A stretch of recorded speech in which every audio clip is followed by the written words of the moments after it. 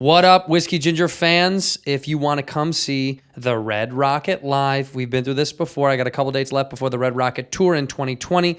Got some great dates right now, currently at this very moment.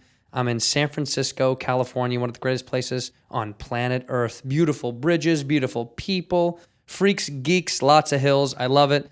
I'm at Cobb's Comedy right now this weekend. Next weekend, I'm going to be in Indianapolis, Indiana at Helium, as you can see right here. That's where all this stuff is. And then I take a break for Turkey Day, fill my belly, and I go to California again. I come back to California to do a couple of shows. I'm doing the BREA Improv, and then I go to do the Ice House in Pasadena.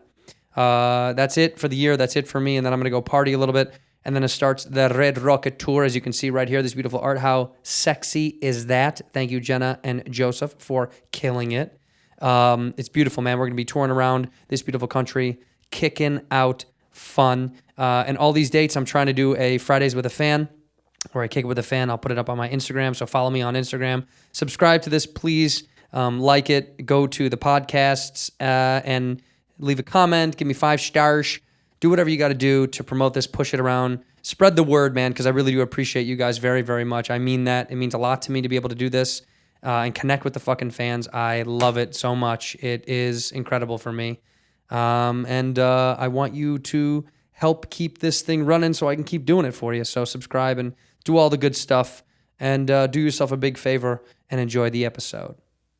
This episode of Whiskey Ginger is brought to you by Blue Chew. Blue Chew is going to take care of you, dude. Listen, you having a little bit of trouble with the Peter Piper Pecker peppers?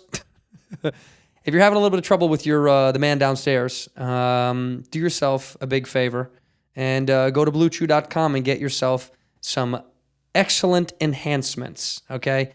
Blue Chew is for every dude. You don't have to be embarrassed about it. It's something that millions of American males face. They're having a little bit of trouble keeping it rough and tough and tumble. You want to go more than one time? Listen, I've had a little bit of trouble going 2 or 3 times. You know, by the time I get to 5, I'm a little sleepy. So I pop a Blue Chew and I feel good. I'm being real. The Red Rocket takes off after you take one of these things. You can do it from the comfort of your own home. You don't got to go see a doctor. You can do it on your computer, get it sent to your house. It takes care of all that weird anxiety and all that creepy feeling about, you know, asking someone for help. This you can do from the comfort of your own home. Go to bluechew.com.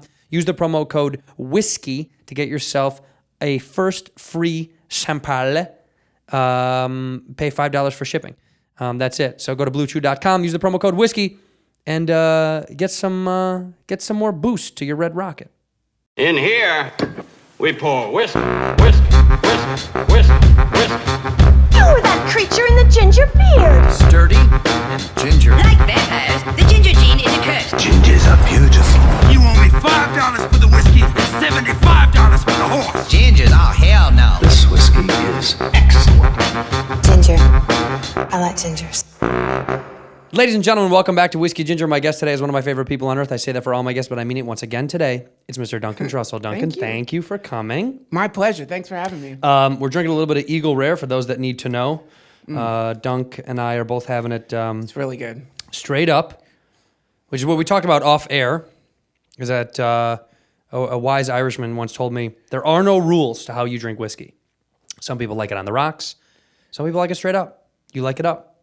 I like it. Well, you know, I don't. I really like whiskey. I don't have a preference one way. I do like it. I like whiskey gingers. I like just whiskey in general. I don't drink it all the time though. I haven't had whiskey in probably 4 months or something. So this is really special. Is this good? Oh yeah. Wait, why 4 months? Consciously, you were like, Oh yeah. What happened? No, it was sort of conscious. I don't know why. It's a weird. I don't know why we have not had whiskey at the house. Maybe it's because the baby, something about drinking whiskey around the baby or something. But I think that's... Do babies drink whiskey? Well, the baby loves whiskey. Like, that's the other The baby thing. got a hold of the whiskey? No, but the baby's doing that reincarnated, like, in Tibetan Buddhism, it's called the tulku system, where they take children and they recognize stuff from past lives, and they'll, pick that, and that's how they know who, the next Dalai Lama is going to be. Who is the next Dalai Lama? Do we know? Well, they don't know yet because you have to die. Could it be your kid? No way. Because technically the way that would work is, no. because the idea is the soul of the awakened being, when the body drops, chooses another another incarnate- portal. Another portal, yes. And then like there's all these signs, and the signs lead. It's very much like the three wise men in the Bible. It like leads people to the child, and then they bring the possessions that used to belong to the former incarnation, but they mix it in with all this other stuff. Wow. And the baby like picks the glasses and picks the thing, and then that confirms it's the baby. And then they take the baby. It's a huge honor for the parents, but it's also very controversial. And the Dalai Lama has, I think, kind of hinted that maybe that system might be on the way out, actually. Why? I like that system. Well, yeah, but then, there's the criticism. I do too. I think it's cool, but the criticism of is like, you mean it's some kind of like theocracy where the priests essentially steal a child and like condition the child to, that's there has to be a sacrificial lamb, right? Someone has to be the thing. I love your attitude about, I mean, I think it's for the way it's been explained to me is, at least in those times in Tibet, it was just a huge honor. It would be essentially like someone coming to you and saying that you're a royalty, or that you would have a child and they're like, oh, your child's a royalty. They anoint you. Yeah, you're like, it's as if like you have a child and your kid becomes a Kardashian. Like you get anointed in American culture. Exactly. You become holier than thou. That's right. Well, yeah. We can only dream. Do you believe in reincarnation? Yeah, totally. You do? Yeah. In what form? See, like my mother believed, there's a lot of different versions. Like my mom believes you come back as not another human being, but another form of an animal. She loves animal reincarnation. She believes that like a cat, a dog, whatever. She doesn't believe you come back as another person.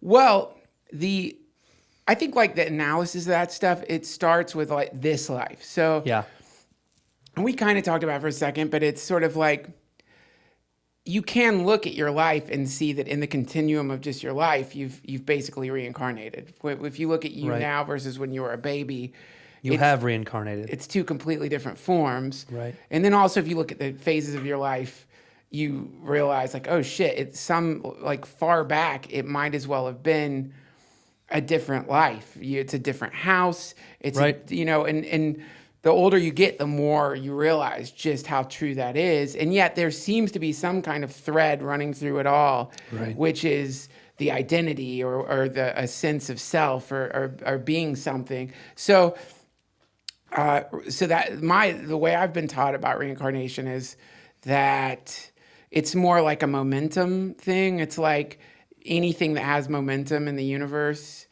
that momentum in some way, that energy keeps going. But it gets transferred into other things. Yeah, that's it. Yeah, I think that's just a natural, that's a super scientific approach. Like your energy literally is going to go to somewhere else. One day I was high as shit and I was thinking, my heart is like this little machine that beats using its own electrical energy created by itself. So it's completely self-sustaining. And at some point it just stops. The machine turns off. Yeah. So the energy goes to a thing, right? It has to be displaced. But it's wild to think that the little machine just works on its own. On its own. Just because. I know.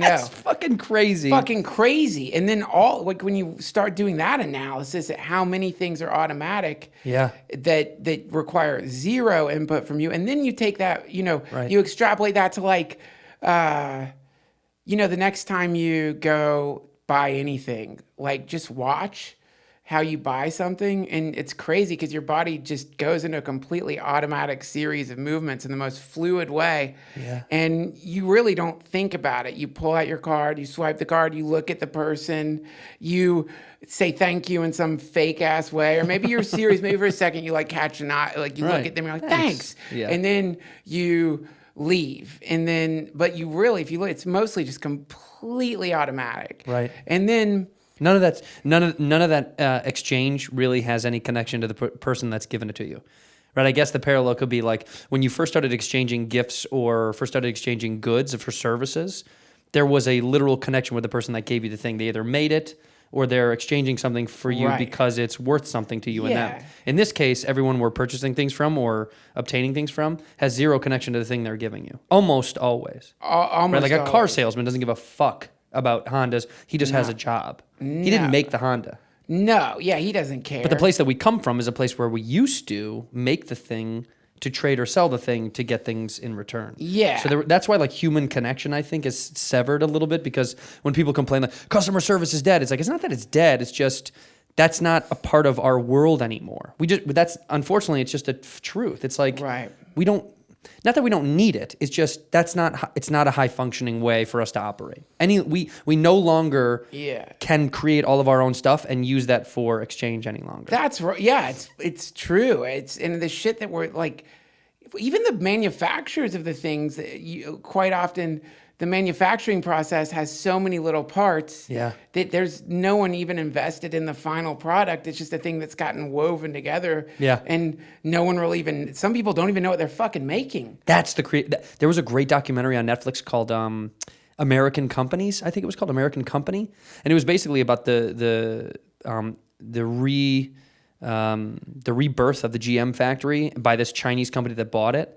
And essentially just the idea that most of these people are just assigned one little job, and they do it to extreme, by the way. I mean, the Chinese work absurd hours, and they make fun of the Americans for only working 8-hour days, you know, and wanting a lunch and shit. They just mock them.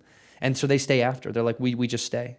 And they're like, till when? And they're like, till we're done with the amount that we had to do. Wow.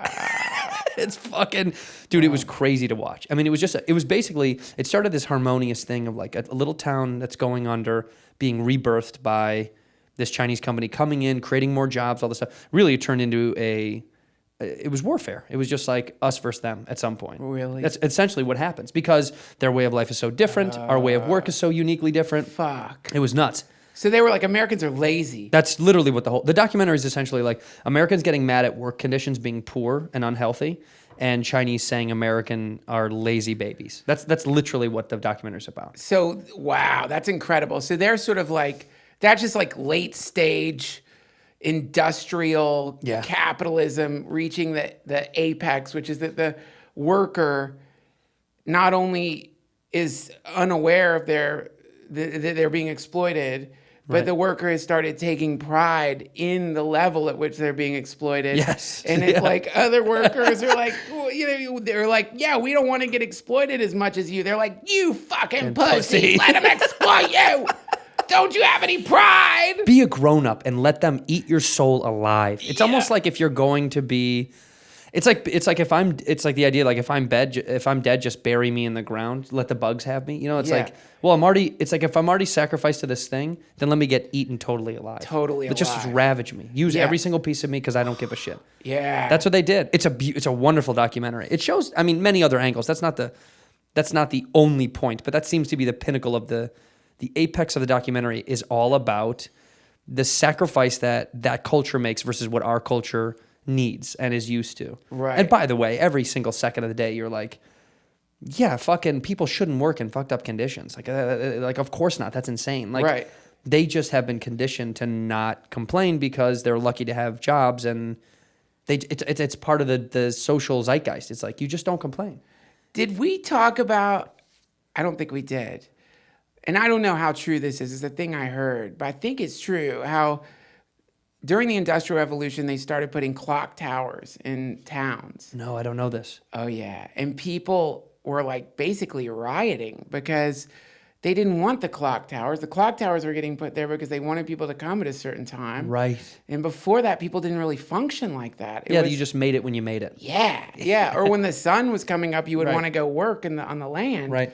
But then the clock tower replaced the sun, and so people like viciously resisted it because they recognized how fucked up what was happening was. And then over time, we just got used to this concept of, well, 40-hour work week, 60-hour work week, overtime, commutes, and all of that. We all kind of are like, yeah, that's just the way it is. It's what you do.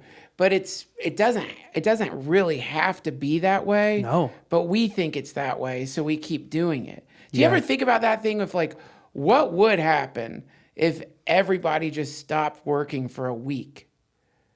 Yeah, what would happen? I think the economy would collapse. Maybe. If we just stopped spending money for a week and didn't go to work. If everyone stopped at once. Well, you would need like 80%. And then that 80% would have to be organized with just a set of demands.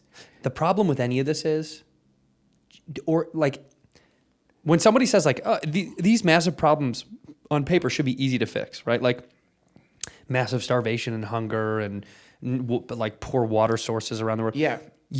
There's many smart people that go, well, if every billionaire literally got together and was like, I'll donate 10% of my worth to make sure that this can happen. Yeah. It still wouldn't solve the problems. This is the same, follow me, because what I'm saying is like, there's so much bureaucracy to getting anything done.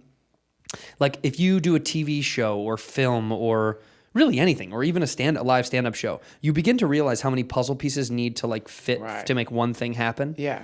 So the only thing I can think of is when you're like, God, if everyone just stopped doing one thing all at once, we could do it. But even when we all are doing something at once, we're still not doing it in unison, right? Like, you know how hard it is to, like at a football game, like that's thousands of people grouped together, but they're all kind of on their own system. Yeah. They're all in the same place. But to get everyone to do the same thing is almost impossible. It would require like a bioweapon. It's crazy. That's what I mean. It would be the threat of the threat. You'd have to say like, we either all need to stop doing this immediately, or I'll hit this button and we will die. Oh, that. But I mean more like somebody would, you know how there's so many things people don't want to talk about right now. Like right now we're really worried about Trump. And we're really worried about the government. We're really worried about the environment.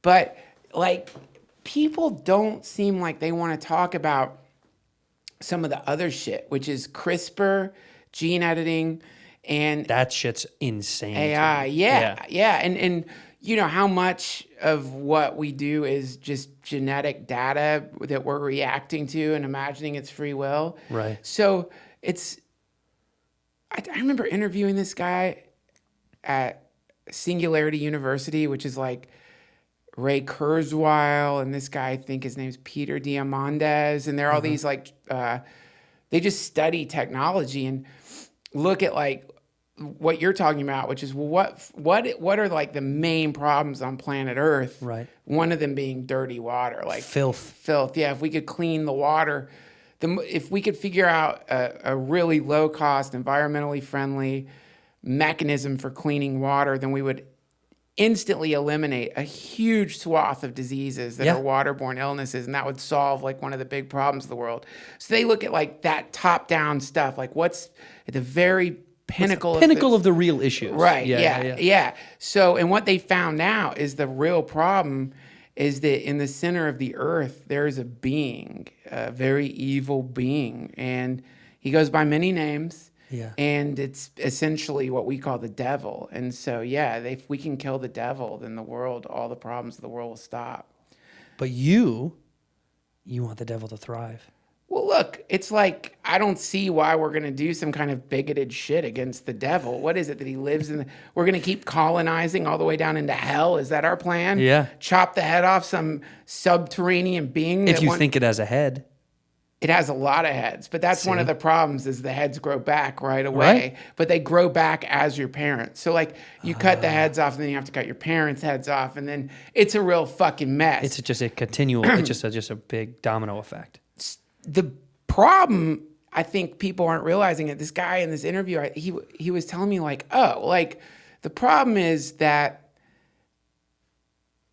as technology becomes more accessible for everybody, then that means that people are going to get more access to things like, for example, right now, if you and I want to shoot a satellite up in the sky and have a successful satellite, we don't have the technology to do that. It would be very expensive. But we could get it done, but it'd be very hard. It would be a lot of money. You'd have to, and probably there's crazy like licenses you might have to get to. I don't know. We would break the law to get it done. Yes, we could. Yeah. You could. Yeah. But one of the things he's saying is like that's probably in like 20 or 30 years that's going to be a thing people could just do. Yeah, to be like, I just want to send a satellite up just to bounce information to somebody just else. To shoot a satellite down. And then the other thing he said is like, based on the way we're beginning to understand 3D printers, we're going to have biological 3D printers. Now, let's say it's like 50 years, which isn't that long. No. But it's long for technology. it's long for technology. It probably won't even be that long. But let's just imagine it was going to be 30 years before people are going to be able to use 3D printers to print viruses. What? Yeah, that's what he was saying is like, oh, basically where we're headed is it's going to get to the point where the shit people are doing with like AR-15s, they're going to be able to do with Ebola. Holy fuck. Yeah. So You you're just print disease. tens and thousands of versions of disease. Yeah, and then not only that, but like if this CRISPR stuff if you were able to like somehow print a virus that when it got into you, it didn't give you a disease, but it just changed your chromosomes or your genetics so that it made you more docile, or maybe it made you more like, I don't know, just less interested in nationalism, or if you could Right. find genes associated with specific personalities, specifically, let's just say schizophrenia, and you weaponize some virus that makes people schizophrenic, then you could theoretically drive a country insane just with some genetically engineered. Yeah. Where do you think they would start? Oh, I think it would probably here.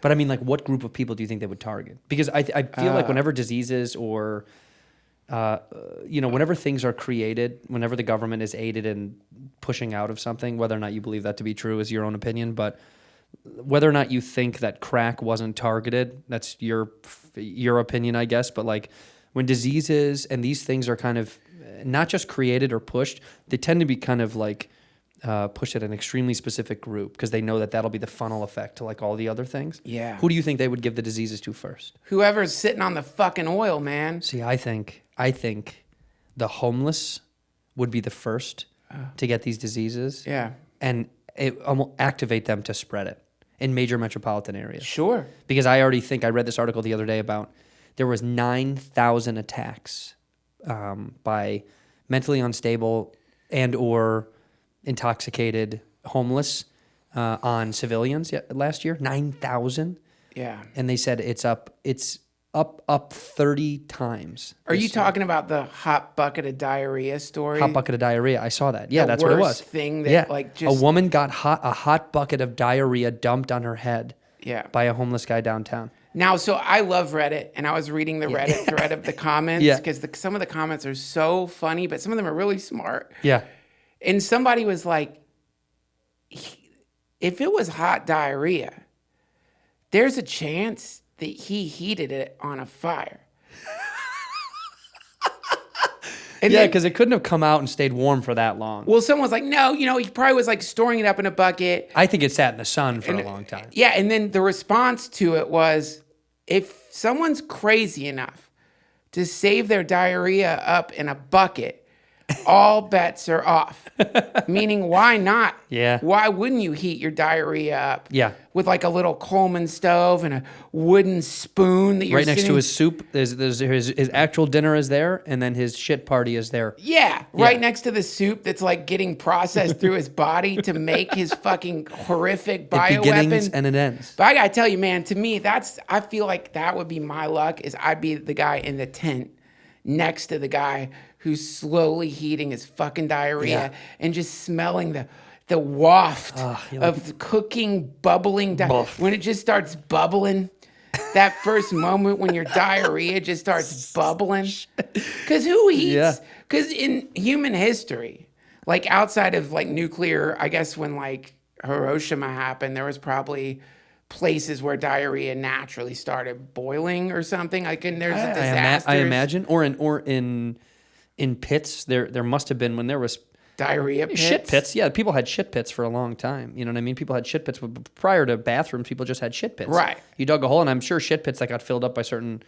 I mean, that's a problem in India. I was watching the dung. You know the dung party. Do you know what that is? No. Like once a year for good luck. There's a town maybe in India that they rummage through animal dung and they throw it at each other, and it's like for fun. It's because of the overwhelming amount of shit in the town, but they think it's good luck because it's animal poop and it's going to bless them into the new year, I guess. Yeah. Cow shit. Why don't we do that? Why don't we just have a cow shit party? Well, there's no cows around here. I know we got to go up north a little bit. You would have to go up north. You'd have to like. I think probably we could do it. Well, let's have a shit party. I think we should throw a shit party. there's fun, like that's funny because it's just like somebody has fond memories of like when they Throwing were a shit. kid, like throwing shit at their friends. And their parents.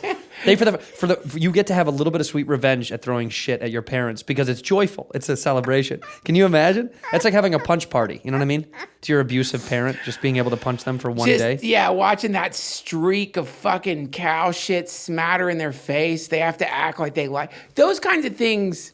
They're kind of wonderful. It's kind of wonderful. Kind of wonderful, but you know, those traditions start with a charismatic, crazy person. Like those things, I would imagine it's like a person who's got some charisma or has like an entourage or people that are afraid of him. And he's like, let's throw shit at each other.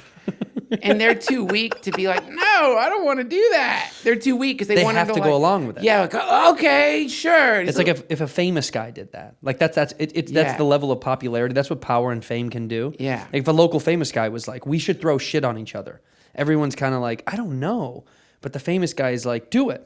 You should do it. You want to be like a part of this thing that I'm doing? Yeah. Do it. And people are like, I guess. I really do like him. The one deep kiss ass dude Yeah. will be like, fuck yeah, that would be awesome, man. Right. The yes man. Can I throw your shit? If you poop in my hands, I can throw your shit at some of the commoners. That would be awesome, man. Awesome. And man. then the guy who's like jealous, but will like, you're like, oh, fuck, man. I guess that yes man wants to throw shit, so I'll do it I too. guess. And you resist for a long time. Yeah. But then you realize it's the smart move. It's a smart move. Everyone's doing it. Trauma bonding. That's what that's Trauma. called. That's trauma. You ever heard bond- that? Yeah. Trauma bonding? Yeah, trauma bonding is a big thing. I mean, that's how people kind of get rid of shit from their past, pun intended, when you get to execute it out with other people who have something similar. Yeah. We've lived through the same pain. Yes. And then, Yeah. yeah. It's why like soldiers are always like, that's why like the VFW is like this beautiful place for soldiers to reminisce about the hard times. We love getting together to group about how hard it was for us together. Do you know what I mean? Like, Yeah. if you ever work in a restaurant, one of people's favorite things to do in the service industry is complain about working in the service industry. Oh, yeah. It's probably the pinnacle of the service industry is being like Right. bitching about customers, about what it's like to work certain hours. Did you wait tables? I did, dude. I bartended, I bussed, I hosted. Cool. I served, I did everything. I did literally everything except for make food. I washed dishes, I did it all. I washed dishes. I bussed. I waited tables at Applebee's. Busboy at Chili's. My big move was Applebee's. Washed dishes at Chili's. I was the only. I'm only pausing because I'm like, well, I guess maybe I am disabled a little bit, but like I was the only like not disabled dishwasher. All the other Really? dishwashers were like, yeah, they were like trying to like give people work who, So mentally disabled or yeah, physically disabled? Both. mentally disabled. So you were the only, by science terms, non-mentally disabled. Yeah. And I was like, of all that and comedy have been my favorite jobs on earth. Dishwashing? Washing dishes. Oh, fuck. Why was it so nice? There's a lot of reasons. One of the reasons is I think a lot of people don't understand that you can get really good at washing dishes. Yeah. So you can get really fast. And then in anything that allows for that ability to like get really, really good is somehow quite satisfying. Also, weirdly having your hands in water all day is like quite nice. Like spraying water and stuff is cool. But then also the expectations of the dishwasher are zero. Right. No one has any expectation but that you're gonna fuck up probably, or that you're just like you're the dishwasher, you're just washing dishes. There's nothing else that's really expected of you. Right. While all the servers are like losing their shit over fucking up an order, or the chefs are like, like wanting to kill somebody because they ordered a steak that they made, but then it wasn't a steak, so they have to throw it away. And there's some metric that gets the chefs in trouble or some shit. Right. And all this like intense drama. You're just over there just washing fucking dishes, humming Led Zeppelin to yourself, not thinking about anything. And also it's like, what do you got, pride? Yeah. Over your job? Hell no. Hell no. You are not a slave to the sad pride that many of us are encumbered by when it comes to our particular profession. Right. You might be proud because you're doing a good job, Yeah. but that's not going to be the first thing you tell somebody that you are maybe trying to like hook up with. You're not going to be like, well, I'm a dishwasher. No, you just say I work at the restaurant. Yeah. Or What do you just- do? or- I do a bunch of different stuff. I love acid. I like going Yeah. on hikes, and I That's love what I do. acid. And then they're like, what do you do? As a job, I wash dishes. I guess. I do some shit at the restaurant. Yeah, but I mostly do acid and hike. Yeah. That's the exchange. Yeah. I did a busboy, which was great because I would just get high and put on headphones and nobody bothered me. Another job where it's like, don't yell at me because you don't want to do this job. It's great to work a job when no one can yell at you really, because if you quit, it's harder to find someone that's willing to do that kind of at a common pace. Like a lot of times you find someone that does these laborious jobs and they do it for a short period of time. They basically half-ass it. So if you're just kind of doing it the way you're supposed to be doing it, you can kind of meander through it and it's fine. And it's, what are you're gonna yell at me? Fire me. Yeah. I fucking clean up shit. Fire me. Fire me. Just go get another guy then. Yeah. So to them, it's like, it's more of a hassle to find another guy that is cool with cleaning up shit than just dealing with your either incompetence or lack of care. That's right. It's kind of wonderful. Like busing was really fun because I would just get to, clean up shit, get stoned, and then sometimes flirt with some of the servers. Like that was always fun. For some reason, it was attractive to be a busboy because I was... You're attractive. Yeah, You're but like the cute busboy. But it was something about it that was like... my carelessness was attractive to the servers. Right. My talking shit, like I would fuck around with tables just because I could. Yeah. And then when I became a server, the strain was immense. I fucking hated it. I hated it. That's it. It sucked. You had the dealing with people, the taking someone's attitude. I also worked at a place I was at Outback Steakhouse, and then after that I worked at like a bar, and they had dollar wing nights. And people would come in and order 2 wings. Give me 2 wings. Yeah. And then you're like, what kind of tip would I get from this? Why would I want to work where people are going to get a $4 bill? Well, you do bear witness to this, to the quote, clever consumer. Yeah, right. Which is ironic because typically they're not the smartest people on earth. But they think they're coming in there like they feel like they have like truly cracked the system. Yeah, they cracked the system. It's like the people who bring like secret like compartments in their jacket to buffets and like to fill 'em slop up. mashed potatoes into the compartments to like get food out it's that kind of thing where it's like their sights have been set on a weird form of like, it's not theft, but it's like they're in there to like, okay, so I just want to make sure this is all you can eat, right? All you can eat breadsticks. I'm gonna order 1 million breadsticks, You want all of them? Yeah, that's I want all of them. fucking weird thing where there are these corporations, they've created these fake ass places that are modeled after a place that once really existed. Right. Like Applebee's it's like, this is like the neighborhood place. It's like Cheers. This is where you come, talk to the bartender. Even like you want to see a creepy fucking place, man. God, it's the Wendy's in Panorama City. Panorama City, the Wendy's in Panorama City. Panorama City Wendy's is one of the most surreal places. You end up there because you're probably going to buy furniture because there's like a furniture store by there. There's carpet up, big carpet stores up there. Yeah. So you're already probably arguing with your wife, maybe, but 100%. then you're starving. A fight is happening. A fight is gonna. So which means that like that Wendy's in Panorama City is sort of like a fight vortex. It is where couples are struggling with something already. Something dumb. And this Wendy's is kind of just so happens to be the thing that catches all the shit. It's just a place in the middle of the stores, but it's also in the middle of like one of those parking lots that should be in like a what's that documentary Philip Glass did the music for that I can never pronounce the name, like Cowan Squatsy or whatever. I know. Yeah, I can't remember. I know how to say it. Yeah. Where it's like, look what has happened in modern times. It's like one of those like, it just goes on and on and on. And so my wife and I are sitting there, I think post-fight, but we've made up. We're sitting there, we decide, fuck it, we'll just order some food. But you go into this Wendy's, and for whatever reason, that Wendy's is really trying to seem like a down-home, nice place. So what they've done is in the middle of the Wendy's, there's a fake fire with like something rolling inside of it. Like an image of a fake fire or a mechanical like a machine. log. Yeah. But they need to oil it. They haven't oiled the log, so it's literally going like just this awful sound as the log is rolling in there, and then we're eating the burger. We both got sick for like 2 days from the burger, which we shouldn't have eaten. But then we're like looking out in the parking lot, and that's when you see like the guy who is like beyond homeless. Like he's in a he's given up all. Right. Homeless is a step above where he's at. Yeah, He's at squalor. He's at.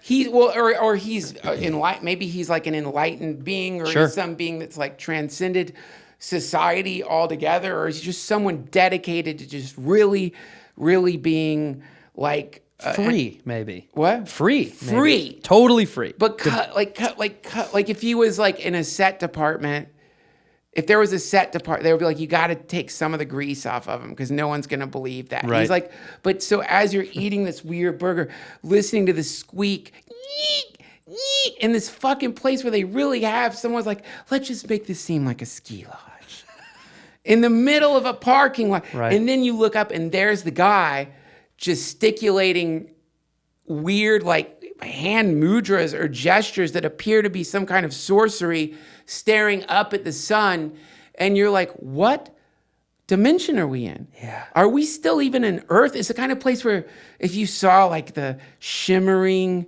hologram of a predator or something go Right. zipping by, you might not be that surprised. You might be like, oh yeah. if I keep going deeper into Panorama City, at some point, I bet it's not a parking lot anymore. I bet it turns into like just a crater or something, you know, it leads to hell.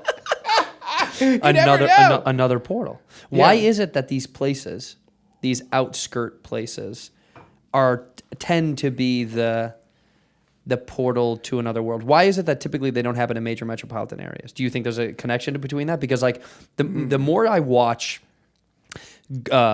ghost shows or apparition finding, or even like places that have a lot of energy, whether it be negative or positive, like overwhelming, it's always like outskirts. It's always outskirts. Like why do you think? Why in the center of a metropolitan area does it not tend to have that thing? You know, like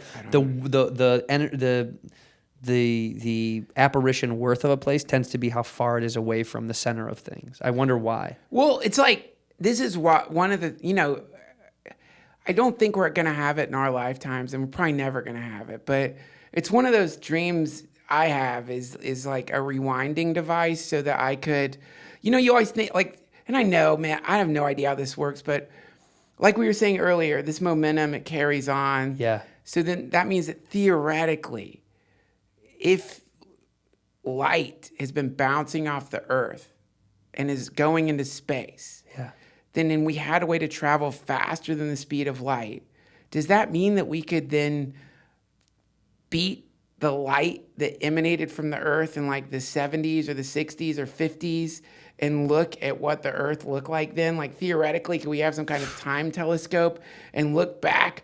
But because in a place like Panorama City, in that parking lot, I would like to rewind. I would like to rewind Right. and see what it was like in the 70s, and then what it was like in the 1870s, and what it was like in like 70 BC. And because my theory is it always sucked. Like it was always just shit. It was never a good place. It was like you can keep going back. It sucked from its inception. Yeah. And suck, by the way, transcends time. Yeah. To a degree that we couldn't explain. Things that suck tend to always suck. Yeah. Why? It just can't get over the suck. It's just Like it was a sucky shit place for beings prior to, right? Right, like organisms hated it. Or yeah, just even like the like whatever the fuck it was, even the pre-life materials didn't Fucking look hated right it. compared to other They didn't want to live there. Yeah. They were almost escaping Panorama City. Yeah. To try to get closer to any other area. anywhere else. Yeah, I wonder about that. Suck makes its way through time very well for some reason. Right.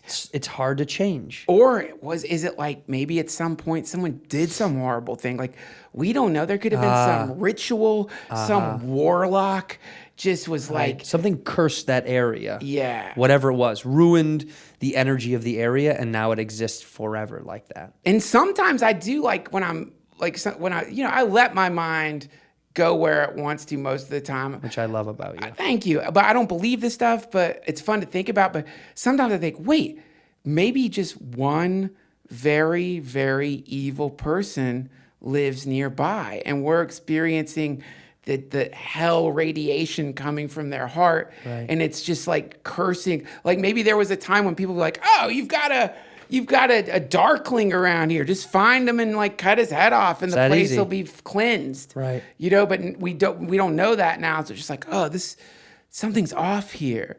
You know, there's lots of places like that though, where there's like tendencies for things to happen. You know, there's places where there's more of a chance that a thing will happen for better or for worse. Not just metaphysically, but literally, like there's places where there's types of weather that show up. So why wouldn't that be true for like metaphysical stuff too? Right. Dark weather patterns. You know? Well, like I've tried to explain to many people that yesterday my wife said something. She goes, "Your strongest emotion is nostalgia," and I was like, "Really?" And she's like, "By far, not even cool. nothing is even close."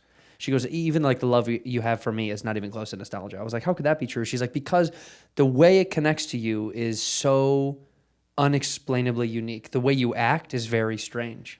And I was like, "Wow," because I can't see the way I act in regards to that stuff, but I do know what she's talking about. Like I do know that places from my past make me feel a type of way that I can't fucking I cannot articulate. I wish I could. It's almost gross. It's almost overwhelming. When I think right now about going to Phoenix, is that my phone? I don't know. That's the most unprofessional fucking What? shit. No one cares. No, you know what? This is the kind of shit that really pisses me off. This is the kind of shit that pisses me off. Like real pissed off? No, not even a little bit. No. But how weird is this? My ringer is off, but it's ringing. I think you should answer. Can I have more whiskey? Yeah, I'm going to get some more whiskey for us. But isn't that fucking weird that my phone is off, but it's ringing? Why is that? Is this because I need a new phone? Who knows? Maybe it's an Amber Alert. Who's Amber? She's like. We'll be right back after these messages. Let me go get a little. Well, pour some here. You pour it. Go ahead. Thank you. But I should. If I pour, not even a little bit. Thank you. You're a guest in my home. This whiskey is good. It's delicious, right? Yeah. Should I go fill up some more? Yes. In the meantime, you need I to. Ubered here. You did. That's good. You need to tell. I'm gonna go get a little bit more from the other room. You need to. You need to take this question and run with it. So while I leave the room, you can go. Okay. Thank Okay. you. If you could come back as a quote unquote typical ghost or like this like ethereal being, Yeah. where in the United States would it be? Can't be the world. Where in the United States would it be? You want me to think about it until you get back? I want you to talk about it till I get back. Okay. Start to explain to the people your process. Okay, great. So, all right, we're going to have to deal with a few things. Like the first consideration is what kind of ghost am I going to be? That seems almost more important than where you're going to be. You know, are you going to be a poltergeist? Are you going to be a lich? I'm probably going to want to be a lich over a poltergeist, I think. Poltergeists are just annoying. Throw shit, drag little girls into closets for no reason. A lich. I'm going to be a lich. Yeah. I think I'm going to be like a Hawaiian lich. A Hawaiian lich. Yeah, yeah. You want to be a Hawaiian lich? Yeah, Hawaiian I like lich. that. Like, Where in Hawaii? Which island though? I'm going to do probably Hana. Hana. Okay. Yeah. Yeah. And like a nice lava tube. Right. That's got a ocean view that ends in the ocean. Right. It's going to have definitely like dark parts. It's going to have skylights from natural openings in the lava tube. Yes. But for some reason, people aren't going to go in there that much for some reason. And also maybe like a badass mid-century modern house from the 60s collapsed into some part of the lava wow. tube. So I've got a nice You've got some of that remnants left. Brady Bunch style house I could go wow. into if I want to. And yeah, so a Hawaiian lich. Hawaiian and a lich. nice spacious lava tube that's oceanfront views. If I could be a being after this and get to haunt anywhere, it would be Orlando, Florida. Whoa. Yeah, Orlando. Because I like almost nothing about it. So I feel like they deserve all my haunting. That's a lot of work. Yeah, it's a lot. But you know what? I'm ready for the work in the afterlife. Okay, but I'm ready for all the work. You're I'm a ready vengeance to haunt. ghost. Yeah, I'm a vengeance ghost. Why? Because I just feel like it's gonna help pass the time until whatever comes next. You're an immortal being. Yeah. Do you know how bored you're gonna get of scaring people? Not scaring people. Fucking with them. Okay. Okay. I'm gonna do fun stuff. Like what? I'm gonna, it's always gonna be families that are visiting Disney World. By the way, that's my whole aim. Is like Right. families that come in from other places. So I really get a collection of the entire United States. Sure. But do fun stuff like tuck a guy's wiener in his butt. So when he wakes up, his wiener's in his butt. And I'll That's never be cool. able to explain that to almost anybody. That's cool. Do you know what I mean? No, but we'll never explain that to almost anybody. Switching a car tire out from one car to another.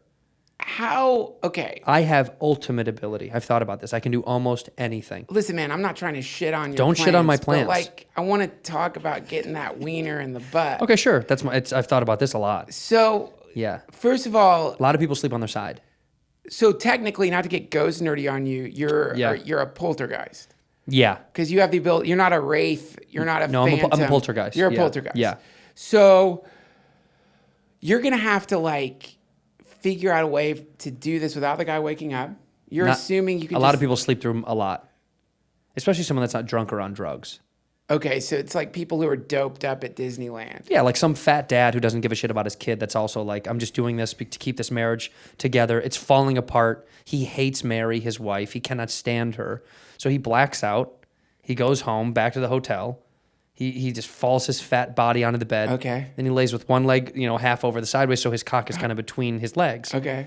All I simply need to do is grab and tuck. It's grab and tuck. No, you're gonna need adhesive. I don't know. The adhesive, it comes from probably the sweat from his ass, from the swass. You don't think the swass is going to keep it in there? Fuck no. There's no way. So that- I need to purchase I need to have something that's going to keep it in there. What if he's just well endowed?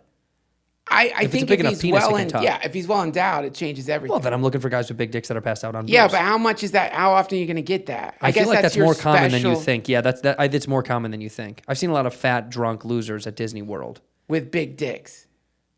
Well, I can't. That's hard. See, that part, you're right. That part, that's hard. I don't know about that. I think you're setting yourself up for disappointment. You get adhesive, you have access to every dick. I just feel like I don't need to use items, though. I don't want to use items. You know what I mean? I want to do it because adhesive, what he's you going to be sound like, like? he's going to go, somebody super glued my dick. Was it one of my kids?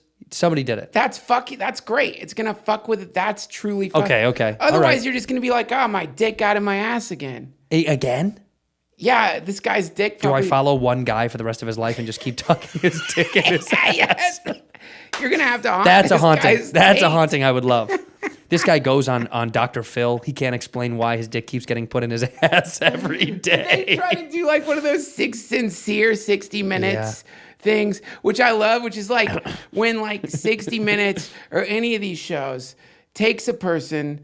It's like what was great about the freak shows, and I think maybe liberating for some of the performers is that you were just like, yeah, people, this is like a freak, and the people are here to see this insane thing. Yeah. And there was like a community of freaks. I think that's kind of what the Comedy Store is, because It we is. are all kind of freaks. Yep. And like we know it, and so like there's something wonderful about that. But these days, like you take this man who is being haunted by this fucking crazy ghost, who could be doing you could be going to Paris. You could be like going to the great places of the world as a ghost. You're an immortal being. Yeah. You could be helping people. You could be, but instead you found one man and you're just tucking his dick in his asshole for his whole fucking life.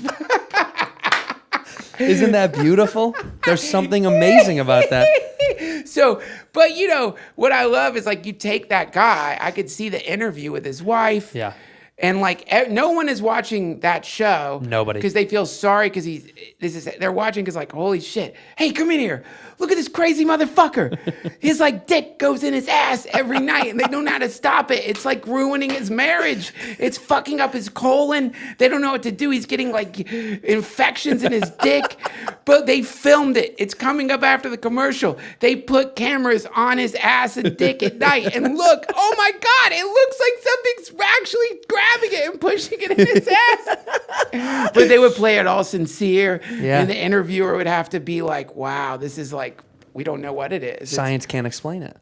They've taken him to like Caltech or whatever to Yeah. understand it. It's a movie. They can't wrap their head around why this guy keeps getting his wiener in his butt. And And at some point, he accepts it. In the latter half of his life, he just accepts This is a part of who he really is. Yeah. So you know what he does? What? Before he goes to bed? He puts his own dick in his own ass. And he beats me to the punch. And that's it. No, it's not. Then he's learned his lesson. Then he's finally gone. Then that's it. Then he goes, I'm going to beat you. I'm going to put my own dick in my own ass. And that's all I wanted to show him. Oh, I see. That's it. He's learned. Wow. all That's beautiful. That's all this is about. You taught him so much. That's like a huge breakthrough. It's like a breakthrough moment for him. This is like a teenage hijinks film. Wow. Where all I really wanted to do was just show a guy that he could put his own dick in his own ass. Man, that's beautiful. That's Yeah. actually really, for a second, I'm like, wow, it seems like, but now I get it. Now you man. get it. Yeah. I love it. That's like honestly, it's like a holiday Hallmark film. That's like a Lifetime movie. Yeah. Yeah. It's beautiful. It's a guy from the little town goes to the big city for the big, you know what I mean? Or is it big city goes to little town? This is the reverse. This is little town goes to the big city of Orlando. Orlando's big. man. Okay. Big and fancy. Oh, I got it. Yeah. Roller coasters, buses. But you he know? like cuts in line or something. You got to do like something. Why is he an asshole? Yeah. You know what he's done? He's printed fake tickets, fake Disney World tickets, and he sells them to families. This guy's a scumbag. He's a piece of shit. He deserves literally all this. He has printed off fake tickets Yeah. and he sells them to families. So I think if we're gonna do the backstory of this, what happens is you are alive. Yeah. And you buy one of these fake tickets. Right. And then you've spent like the last bit of your money. $800 with my wife and my 2 kids to go in Yeah. to Disney World. They're so happy. And you just got out of prison. Yeah, just recently. And this money, you were working for like 30 years in a prison factory. 26 years, yeah. 26 years to save up the $800. You kept telling your wife that at the end of this, your wife and your now 26-year-old kid, you're like, I'm using this money. I'm going to take us to Disney World. Disney It's World. always been my dream. Yeah. And so you're out there. This guy comes up. He's like, hey, this is better. Don't pay full price. Yeah. What That's are you for doing? suckers, dude. I can't make it, man. My wife's sick. Let me just sell you mine because, we're not going to Yeah. use them. And they rip you off there. I won't rip you off. That's it. This will be half the cost. So you bring the ticket and then they don't let you in, and whatever that shit that happened to you in prison activates. Hold on. Here's what happens. They don't let me in and they scan. It's a fake ticket. Yeah. And then they arrest me because they're like, you can't, someone's producing these fake tickets. We're going to investigate. So I get arrested. Yeah. In that regard, I go back to prison. I violated my parole for trying to use false tickets, right? it, I'm yeah. back in prison Yeah. and I die in prison. Yeah. I get Epsteined in prison. I Yeah. get killed. Yeah. They frame it as a suicide.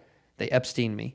And as my ghost, I begin to follow that man. So this guy, yeah, well then it gets really great because now we're getting into more like an action movie, but It's kind of an action film. It's a cabal of like of counterfeit Orlando ticket people. Yeah. So now it's a revenge flick where you're shoving all their dicks in their ass. Everyone that screwed me over. Yeah, that's everyone. You want to fuck him over? Now he's gonna fuck you. Yeah, he's gonna tug your dick in your ass. But this is a weird parallel thought. But we fly so much as comics. Do you ever think when turbulence hits the plane that's literally like forces doing that just to like check you a little bit? Whoa, no. For some reason, I feel like I'm like, why? That's got to be like, there's this weird. I know it's not, but every time I'm like, why does turbulence happen in very specific chunks, and they almost happen the way exactly how you think they're going to happen, right? Like when you feel a few small ones, and then there's going to be one big one, and then a few more small ones right. after that. It's almost like the pattern is planned. It's very creepy. The worst turbulence I ever experienced Yeah. on a plane was when fucking Rogan took me to the UK to do a show with him because the UFC was in the UK. Right. The UFC flew him first class on Air France. I've never experienced that. Is it one of those like you can lay down and all that shit? Yeah. Yeah, man. And it was like, it's like they drive you to the plane. Yeah, There's a that's wild. secret lounge where like Robin Williams walked in for a second. And like for a second you Before just he killed himself or after? This is after, dude. We're talking ghosts, right? Got it, yeah, He yeah. walked in and tucked both of our dicks in our asses weirdly. I didn't mention it in the beginning. He was like, I gotta, he did a little Mork and Mindy shit. But you're not going to say no. It's Robin Williams' ghost. Yeah, why would you say no? But so we're over the ocean, and I have taken some crazy edible, And so I am as high as you can be. Do you like that on planes? No! Hate it. It was a huge mistake. I do not get high on planes anymore. But it seemed in the it's like, it's a comfortable seat. They give you slippers. Nope. You're looking around. You're like, for a second, you are witnessing, something like the Illuminati. It's like people, because I'm like, when I've got a bag of shit that comes with a seat, Yeah. I'm like, holy fuck, toothpaste, socks. Yeah, they blessed you. They Yeah.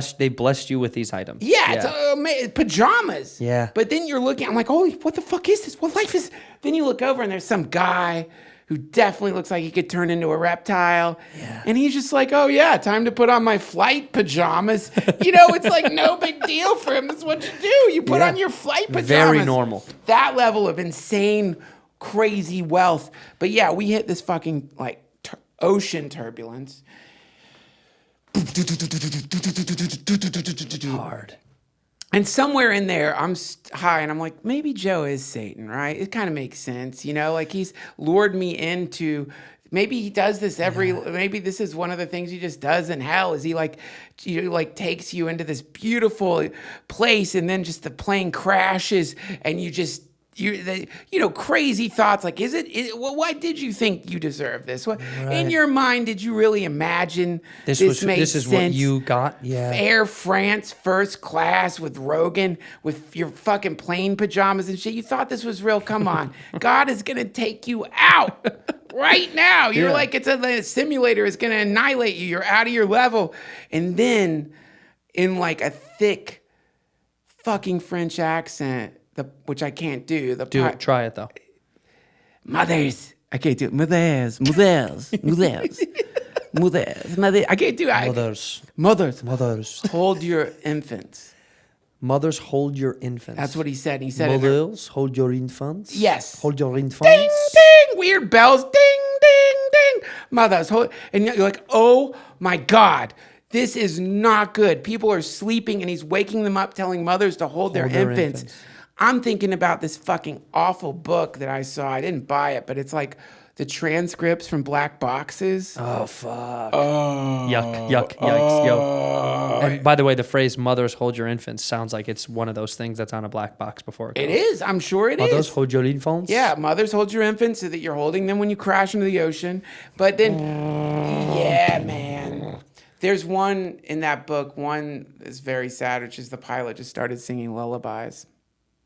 Over the PA system? Yep. As the plane was going down, he just started singing lullabies. What do you think your instinct would be? If you were piloting a plane and it's literally going down and you know it's crashing, what's your instinct? You're a pilot, it's you. And the co-pilot is crying, he has no idea what to do. He's lost. The plane's crashing? It's literally, there's no chance of pulling out. This is it. I would say, guys, we're done here. Very casual. Guys, we're done here. Hey, this is your pilot. Guys, we're done here. Hey, gang! Hey, fellas. We're done. We're done here. I would be torn between being like, well, I would want to be honest with everyone because it's like, they deserve to know they're all about to die. Yeah, why don't they give us more honest approach? When they say like, we're going to be experiencing a little bit of chop, why can't they just go, hey, over Iowa, it's going to be shit. I'm going to be real with you. It's going to suck. Yeah. Okay? Yeah. We're going to get out of that by the time we hit Illinois. And after that, smooth sailing almost until we get to New York. We might hit some more fucked up shit. I wish they would just get on and talk about it. I would love to be talked through. Wouldn't that be cool to be talked through turbulence?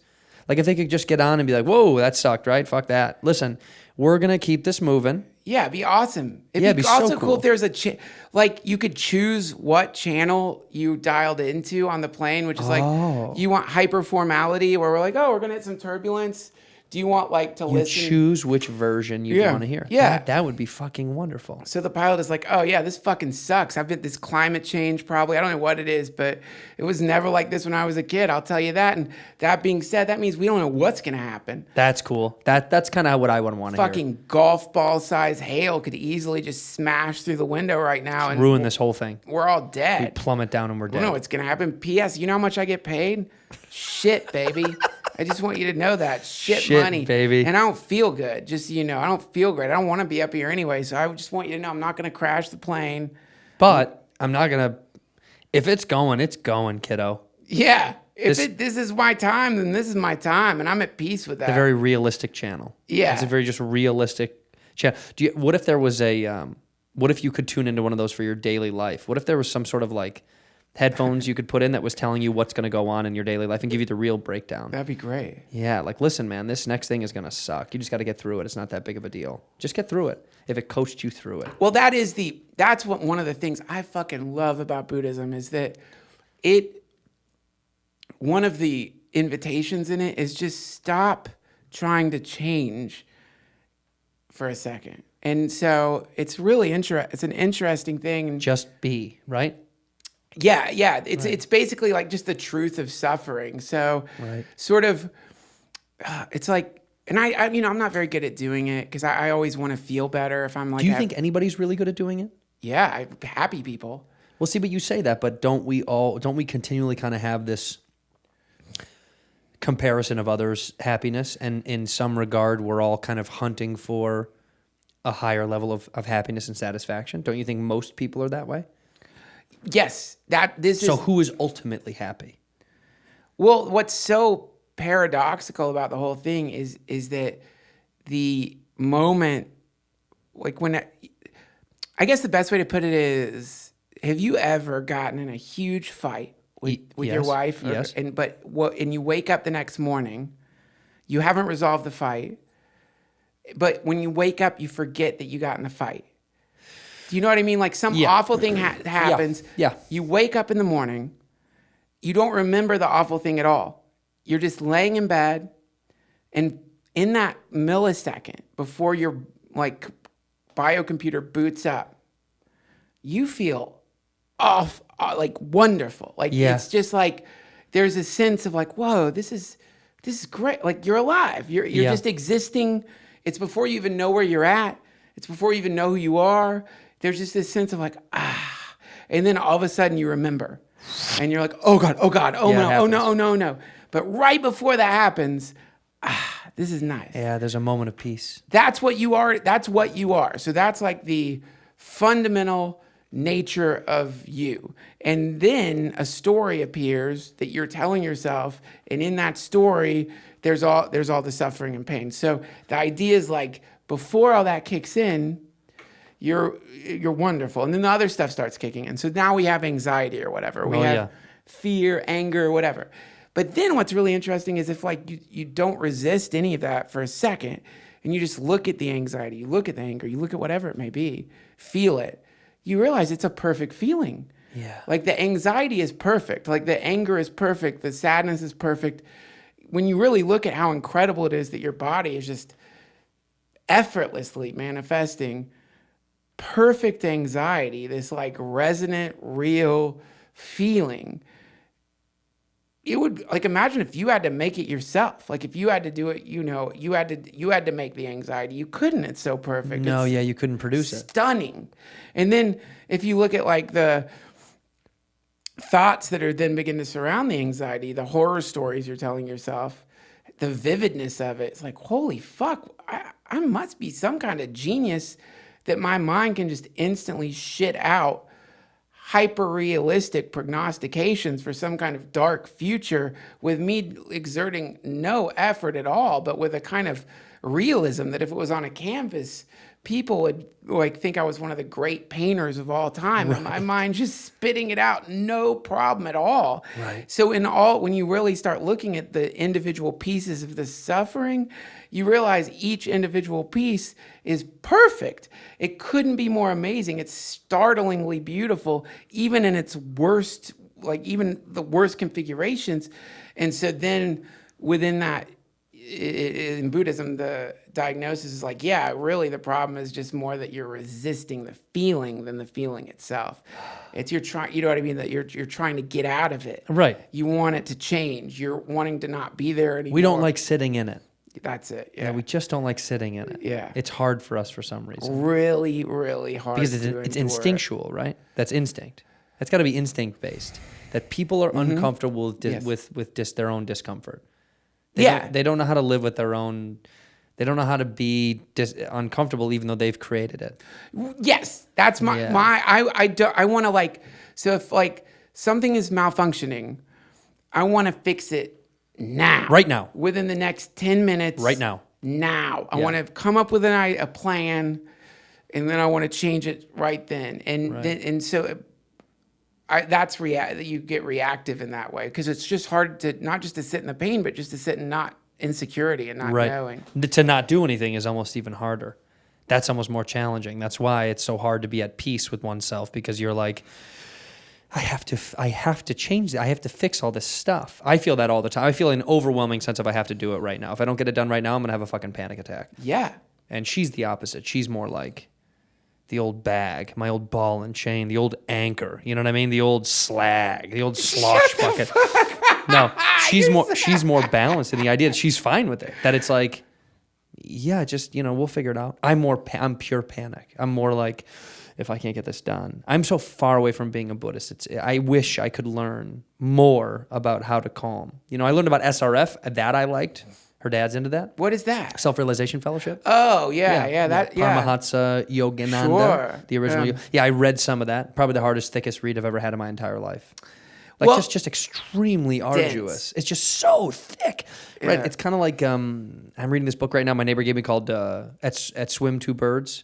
And it's impossible. I mean, it's so hard. What is the book? At Swim Two Birds. It's this very famous Irish novelist, and he essentially, part of the crux of the story is about telling the tale of this young Irish man who lives with his alcoholic uncle, trying to go back to university, and it's just this very deep, dark, rich, thick, divulgent essay, you know what I mean? Cool. But you have to really dig through it to find little wonderful pieces. You have to read. I have to read things like 5 times. Yeah, I haven't had that in a long time. Where you have to reread. That's cool. Yeah, man. it's heavy. It's a lot. It's fun when you're high, because at least when I'm high, I can read it slower. When I'm sober, I try to. I'm trying to rip through it. I find that when I'm sober, I'm trying to read a book to try to get through it.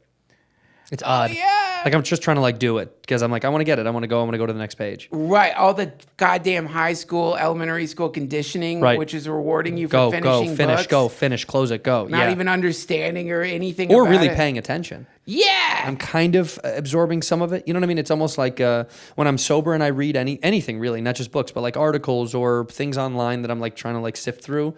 When I'm sober or, in complete, without chemical space, it's almost like a 99-cent store paper towel. Like I'm getting a good amount of it, but there's a lot left behind. God, I love reading Stone, man. Yes, it's so wonderful. So Reading wonderful. Stone is like wiping up a milk spill with a fucking beach towel. It's like I'm gonna get all of it. Like I'm gonna get all of it. There'll be nothing left behind. Yeah. It's like so much more consumable for some reason when I'm high. God, it's beautiful. Yeah, it really is, man. I'm a big proponent of that. Some people like working out stoned. We've talked about this, but like I like small things high. I like writing or reading high. I cannot do physical activity high. Really? It's not in my wheelhouse. I've talked about it before. It's just, please. That's why I brought it. This is Blanton's. Oh my God. This is good. This is some of the good sauce, This baby. is the best, man. Are we having a good time? Yeah. Yeah, I can't do physical activity high, and I've talked about it before, but it's not for me. I want to change to something else.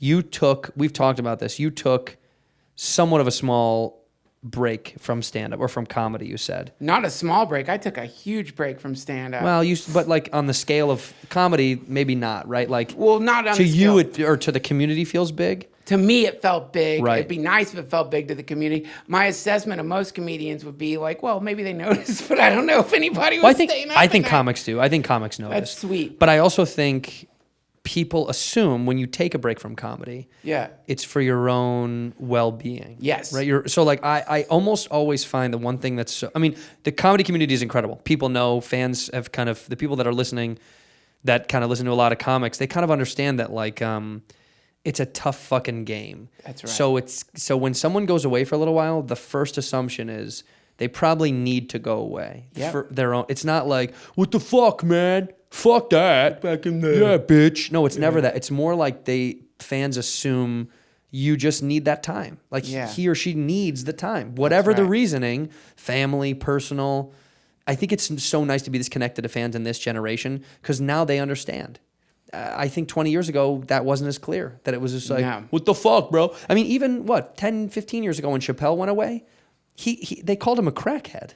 That's right. Like, can you believe that? Like, he needed a little bit of self-preservation, and they called him a crackhead. That's right. They said he was smoking crack. Yeah. I mean, first of all, pretty on the nose racist. Like, Oh the, yeah, right. the behind the scenes of why that was wouldn't just it be so some other drug? Right? Why wouldn't crack? it be painkillers? Why wouldn't it be? Yeah. Why? Or just morphine, or opium? weed or booze. The Yeah. things he actually really does love. Yeah. He loves alcohol and he likes smoking weed. Yeah. So why crack? Why'd you jump to crack? Because like that bothered me. But I never made that connection. it bothered but the yeah, shit you're out of me. Fucking right. Yeah, when That's I so heard, I lame. remember, I can hear some like fucking dipshit being like, well, it's because he's probably a fucking crackhead. Like, I can just hear idiots saying that and it getting resonated in like uninformed ways that you're like, no, Yeah. that's just, do you not know that that's phony rhetoric that got pushed out that you just bought into? Like, Fuck. did no one check in to find out if that was real? It's like, how fucked up to just be like, he's a crackhead. Like, anyway, when he left and took a trip to Africa, by the way, just because he wanted to, you know, they were like, why Africa? You're like, why the fuck not? That's right. You know, I that's such an annoying thing. Why would they go there? Why wouldn't they, dude? They have the ability to do so. What a great advantage. Anyway, that's only 15 years ago, and they called him a crazy person. Yeah.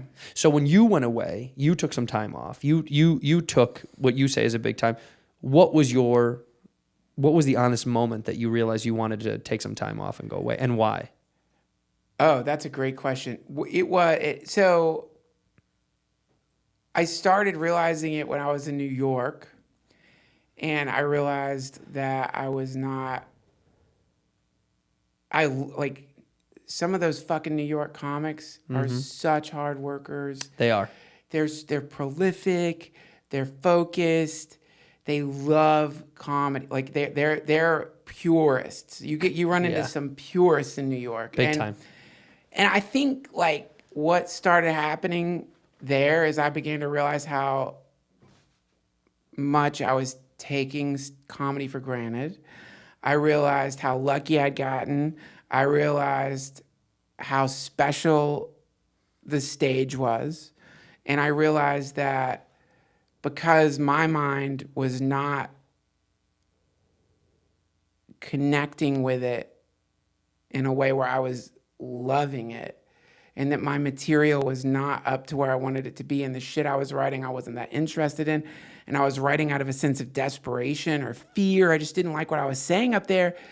All these things started connecting to where I just realized like this is not the kind of stand-up I want to be doing.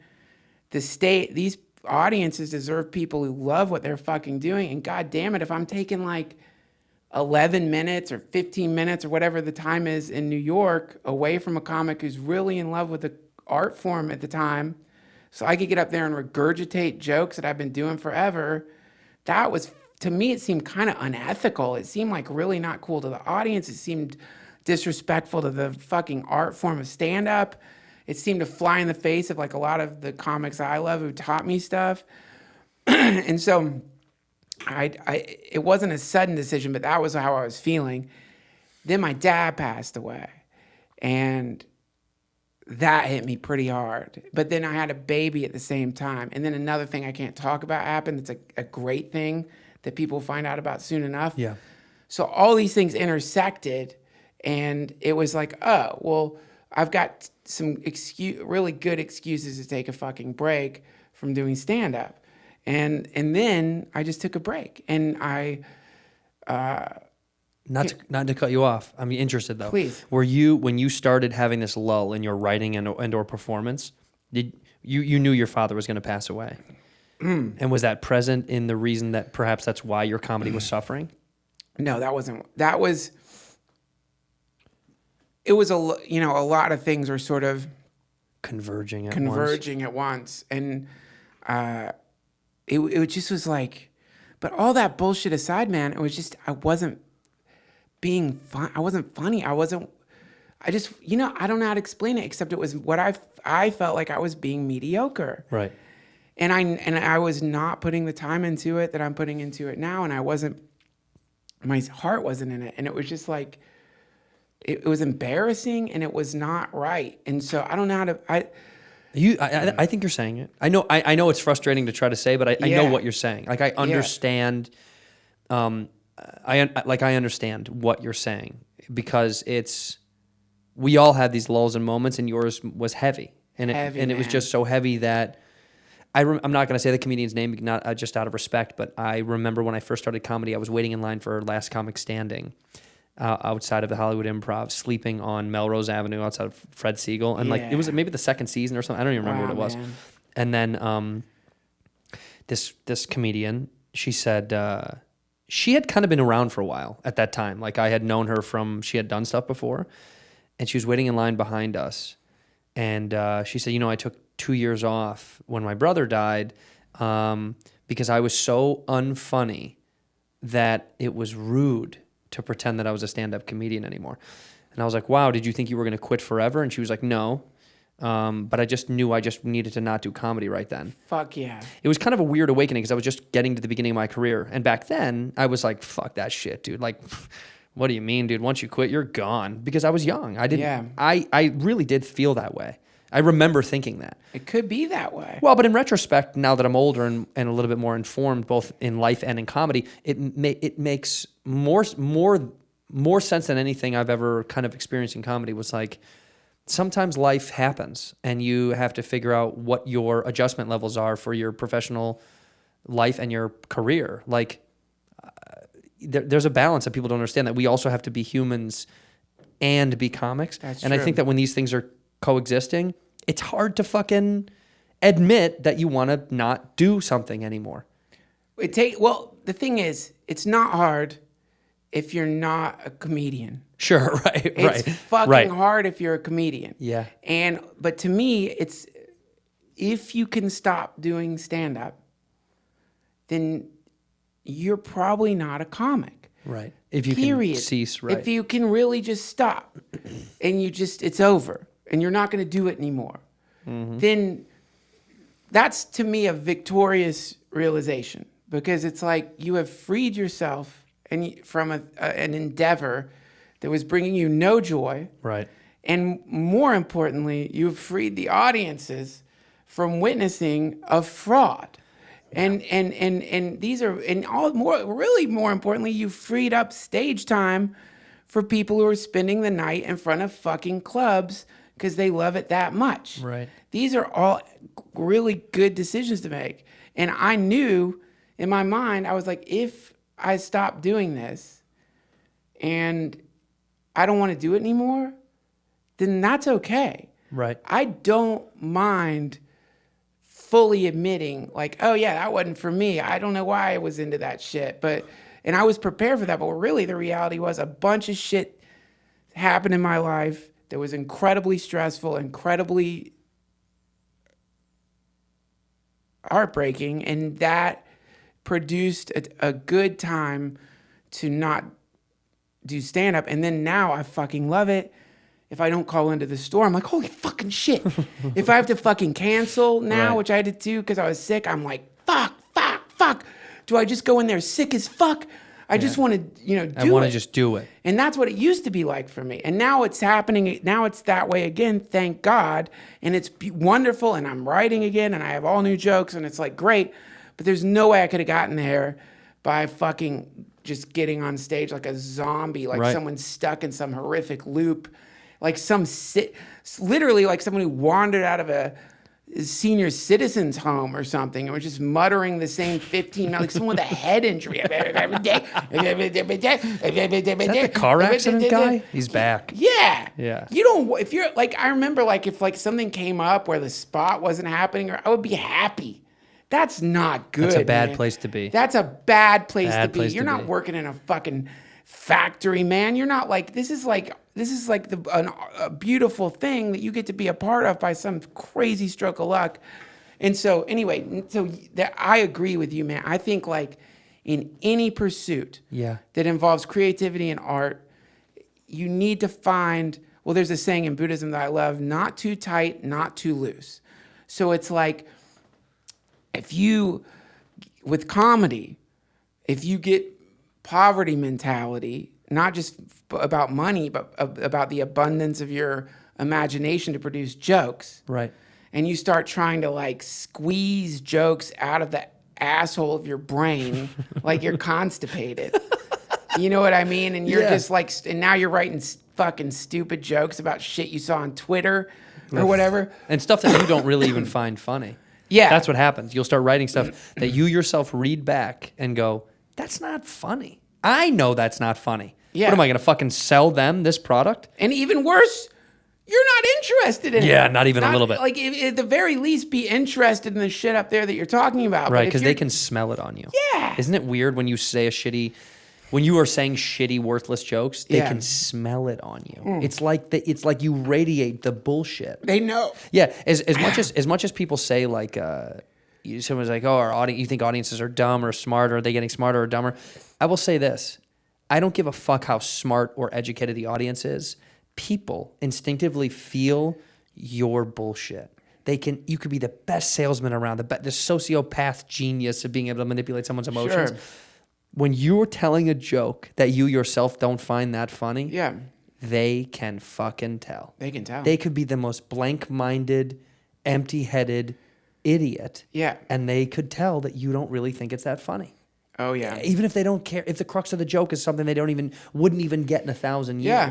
they can just tell in their being that it's like, this guy doesn't fucking think that's funny. He doesn't think he's funny. Yeah, it's remarkable. That is the determining factor to me over being a stand-up who's really like putting the effort in, and someone that's kind of waning through or kind of like sitting in it. It's really strange when you're like kind of just sitting in it to be in it for a little bit and do it.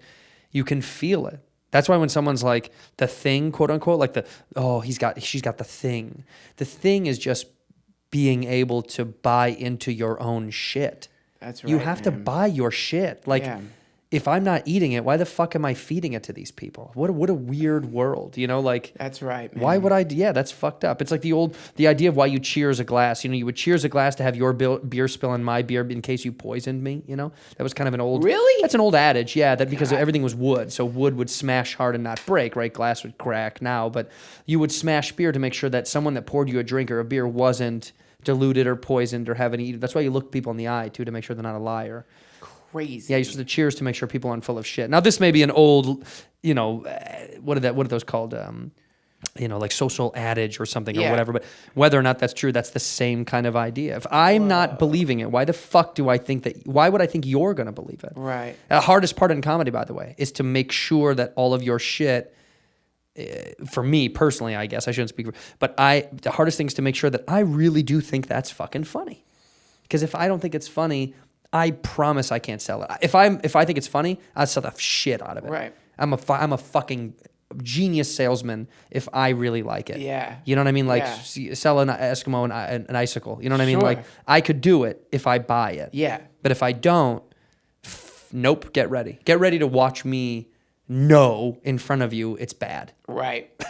Yeah, that's right. And when you came back, when you finally decided you want to, what was the spark? What was the what was the impetus to be like, I feel like I need to do this now? Right. Well, I realized that I realized I was ready to get back on stage, but I was now, and I wasn't getting on stage because I didn't want to get on stage.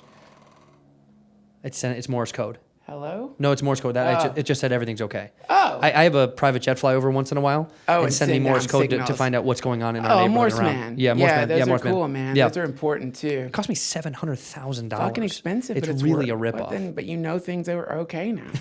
That's the relief. The relief that washes through you, knowing. I feel you're- fine. You're fine. I feel fine. I feel fine. The impetus was, so suddenly I began to realize that my not getting on stage was no longer my lack of inspiration to go on stage, but fear. Right. Now I was not going on stage because I knew that I would be punished by the gods of comedy and I would have to eat shit. I would have to eat big fucking buckets of hot fucking summer warmed up diarrhea. Yeah. and I knew that.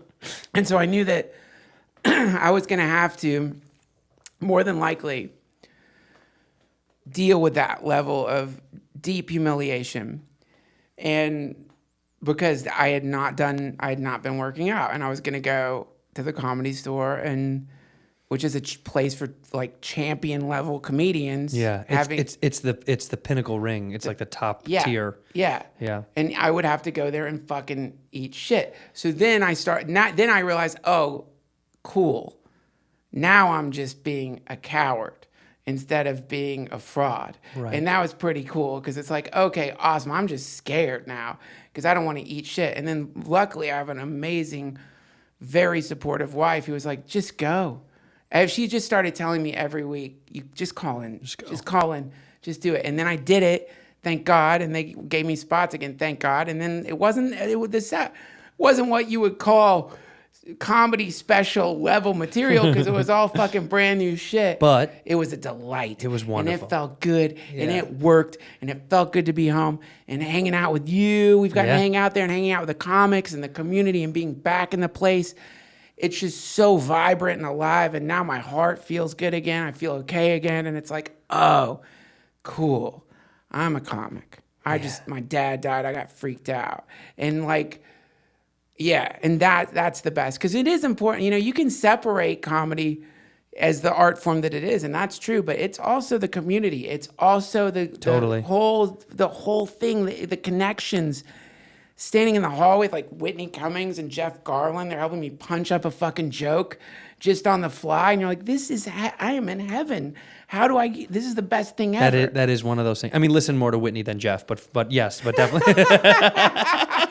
She is a great joke She's writer, phenomenal, man. but that in itself is what I'm talking about. The joke of the jokes that we get to have with one another is so fun to be able to like. Yes. Those things are so what makes that place the thing. Yeah, man. Well, I'm happy I'm happy you're back. Thanks, I think it's when the first time I saw you come back and do comedy. I don't even know how long ago it was, but I was sitting in the room with Egit, watching you, and I was like, it's so fun to watch you specifically, but the reason that I was enjoying it was because the difference in personalities that go up on that stage.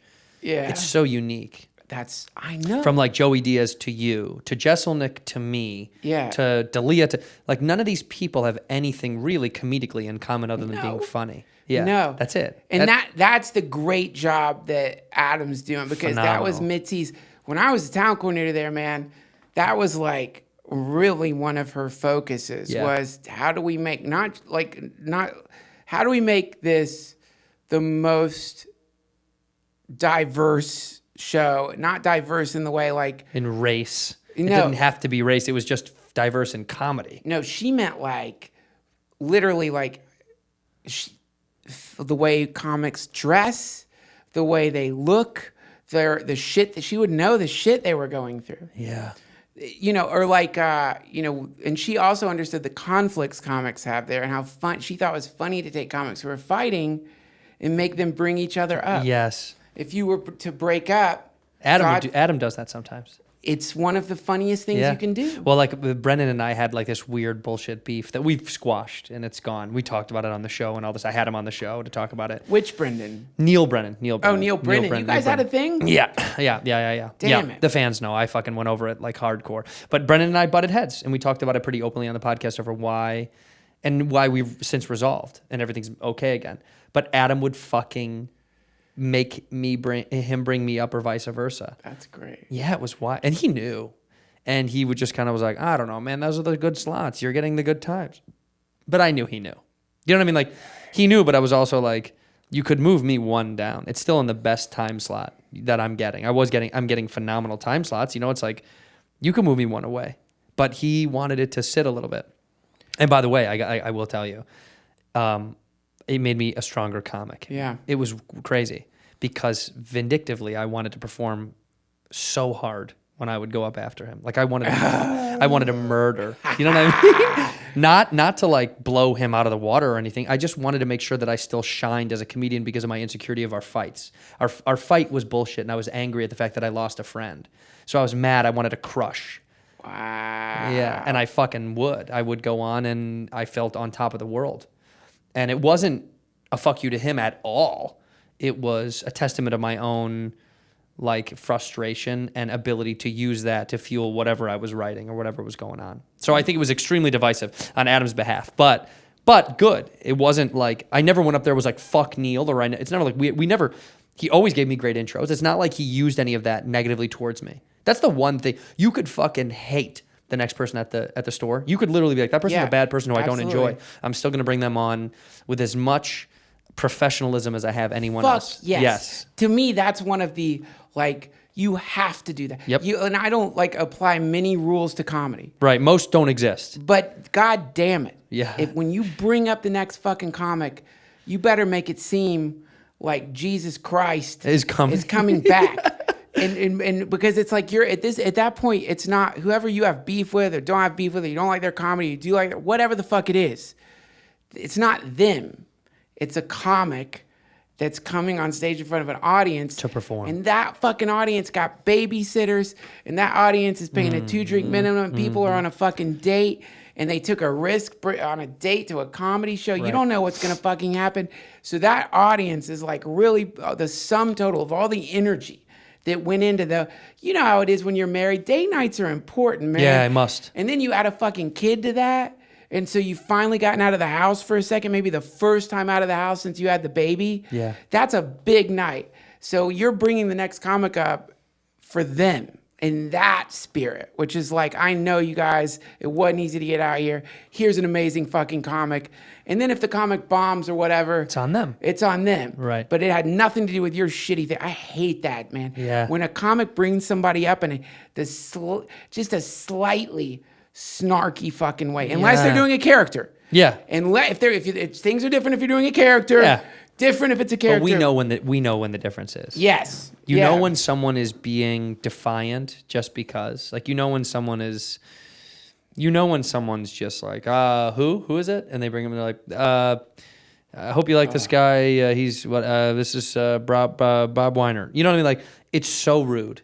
It's like saying, I don't give a fuck about anybody but myself, Yeah. and you shouldn't even care about these guys other than me. You should only care about me. I don't give a fuck if I've never met you.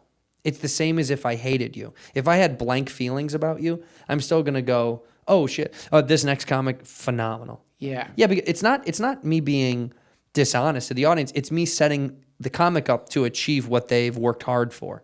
It's just Yeah. being like, hey, I'm giving you the ability to run through. Now, if you fall, well, that's on you. That's on you. But I want to pass the baton well. You know what I Yeah. mean? That's how, like, do you ever run track? Have you ever run track? And you No. had to- like the relays are fucking. By the way, they're impossible. Relays are so hard to do. It's so whenever I see it in the Olympics and shit, you're like, just running is the challenge. How can you outrun other people? Yeah. Right? That's the challenge. When you add a fucking device to it that you have to hand to someone. And they have to time your speed with their speed, and they have to begin running at a certain distance so they can catch to you. I never thought of that. It is a bananas technique. It is a crazy.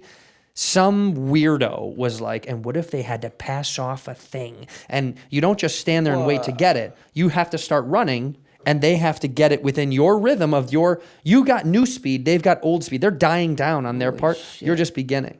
So that to me that's kind of the metaphor for handing a baton off to the next comic is like, you have to match, you're done with your set, but you still have to just kick it into fucking fifth gear so you can hand this off so they can fucking start Yeah. up the ramp. Yeah. That's right, man. Yeah. Yeah, that is what you just said is really trippy to me, only because like that baton handing thing Yeah.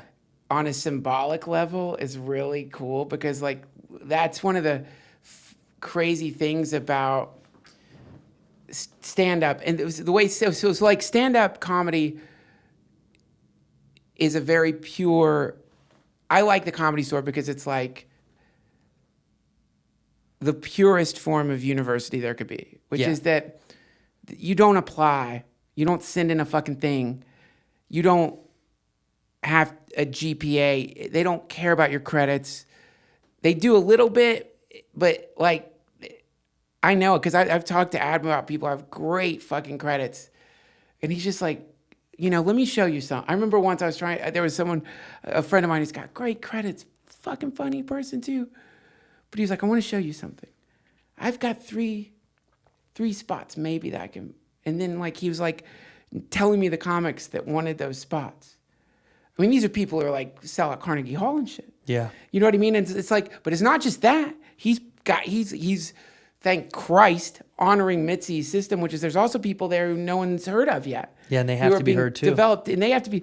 So it's like the way you get in there is mysterious. It's different for everybody. Yeah. Everyone's got a funny story about how it happened. Yeah. And I love that about that place, which is just such a pure fucking thing. But then the other thing that happens there is really beautiful too, because it's like you don't get a professor, but you might get like somebody like Rogan or some successful comic sees you and thinks, shit, I think that person's funny. Yeah. And then they just start hanging out with you or talking to you or just whatever. And then they start passing the baton in this fascinating way. Yeah. And so you see this like, and you see the very same thing in like spiritual communities. You see the very same thing in all kinds of communities where it's like, and I love what you said about having to sync up because it's like, if you're a really good mentor, you don't expect someone to be where you're at. No. You sync up with where they're at and then like figure out a way to like pass the baton to them in a way. In the right time. At the right time. Right. That honors them and also respects the fact they might run with that baton in a completely different way. Right. But that's cool, man. That's a really beautiful. Pass the motherfucking baton. Pass the baton if you can. Cheers to passing the Cheers baton. to passing the baton. Dude, this has been wonderful. Yeah, man. Thanks for having me on. I'm so It's a happy real that you blast. came. Honestly, this was like, I'm being genuine. I haven't said this. The reason that I was so excited to have you on is because you're one of these people that I can have fun with and be goofy and then get deep and very real and then go right back into goofy. And I feel like that's the rhythm that I enjoy the most. Cool. And you've got a great comedy brain and a great human, regular, deep, caring brain. And these things that come together make me want to have sex with you. We'll do it, We man. can't. Dude, I can't, Well, man. what? She's home. So Shut up. She's home. she'll like it. They love that. So plug, are you going out on the road or anything like that? Yeah. Or- yeah. Well, say it, baby. So my first set out on the road is going to be happening. It's late January at the Denver Comedy Works downtown. Outside of the Comedy Store. best. The best. Wait a minute, club. dude. I think I'm just before you. I'm Are at you Denver really? Comedy Works. This is funny. What if I'm the week right before you? I go to Denver Comedy Works January 16, 17, 18. Are you 23, 24? Yeah. Dude, you're right. That's so fucking We'll be cool. consecutive. I'll leave you a gift, by the way. I always like to leave a gift. Ooh, Yeah, now that's cool. I'm gonna leave man. a gift for you. I've done it for a few people. Ryan Sickler. I left him some weed in Arizona. I'd like to leave a little bit of gift if I know the comic that's coming next. That's sweet, man. I'm Yeah. gonna fucking pick that up. I wonder who's following me there. I want it to start happening. Like I don't know why we don't do that. If you know a comic is coming next, we should start like giving a little piece of encouragement or fun or I don't know. Drugs. Drugs is really what I'm talking about. Drugs is the best thing. If you Pass really down wanna take drugs, please. Xanax. Yeah, Xanax, or even something simple, maybe a little bit of cough medicine because you heard they're not feeling that good. You know, something real simple, something really nice, a pair of socks. Ketamine. Yeah, I mean we're really going at the opposite ends of the spectrum, but I say socks. You say I'm just thinking of K. shit I would like someone to leave me. If you could leave some ketamine. So you can go to Duncan's website. We'll put it in the description. Is it DuncanTrussell.com? That's Is that what it. is? DuncanTrussell.com. We'll put it in the website to go see him in January and the rest of the tour for him in 2020. Also, check out his podcast. I imagine literally everywhere podcasts are humanly available. Audio Boom is what it's on. But Audio- and Audio your Boom. podcast goes up this week. Yeah. They're available everywhere. If you have access to podcasting, you know exactly how to get them. I know people fight all the time over what they're on and what they're not on. I promise they're everywhere. If you Larry find it. Struman, 798 Oak Glen Terrace, has my podcast in his house. He You does? have to go get it from him. Does Larry They're have on it? little USB drives, yeah. So you just have to go pick it up. So go to Larry Struman's house, pick it up. Please send him a voicemail. You have to call this number. It is a fax line. Yeah. But if you speak your time of day that you're coming, it will fax him the time of day. You And obviously have to just do it in military time. You pull his dick Yeah. out of his ass, Yeah. and right there tucked in is an episode of my show. As an episode of the show in his ass. So take the dick out. There will be Yeah. a USB in there. That's right. Of Duncan's Yeah. show. So please go down there. He's an awesome dude too. Thank you, Larry. Go for see doing Larry that. Struman. I'm gonna walk away for a second, and I want you to say one final thought. It's either like a word or a phrase. Okay, right into camera. Go ahead and do it. Whoa. Okay. Acknowledge the wave. but stay with the ocean. In here, we pour whisk, whisk, whisk, whisk, whisk,